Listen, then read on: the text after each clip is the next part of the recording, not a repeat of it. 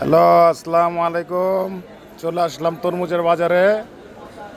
খুলনা থেকে প্রচুর তরমুজ আমদানি হচ্ছে। দেখতেই পাচ্ছেন এখানে কালা সাদা সব কালারের লোকই আছে। সবাই তরমুজ সাজানো নিয়ে ব্যস্ত। আর এখানে আছে এই যে আড়তদার নিজে দাঁড়ায় আছে খাতা কলম নিয়ে।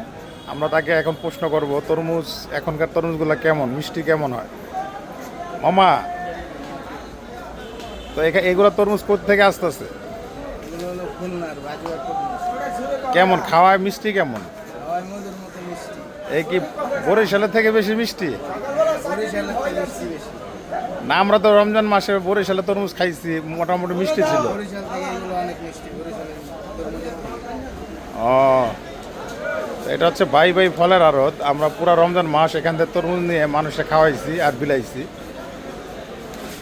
পচা তরমুজ অনেক পাগল ছাগল করে খাওয়াইছিলাম, কিন্তু ভুলবশত এটা বের হয়ে গেছিল। 100 নিলে 2-3টা পচা বের হয়েছে। এই হচ্ছে খুলনা বাজুয়ার তরমুজ।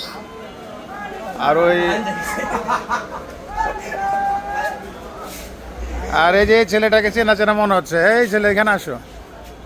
তোমাদের বাসা কোথায়? বরিশাল? তা তুমি খুলনা তরমুজ সাজাইতেছো, হঠাৎ করে কোথা থেকে আসলা তুমি?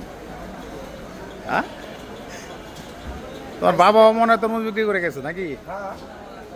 ও, তা এখন কি মানে খুলনা তরমুজ ভালো বেশি দেখে চলে আইছো? ওখান থেকে আবার পাঠানো শুরু হয়েছে না? তা রমজান মাসে তো ঠকাই দিছিলা।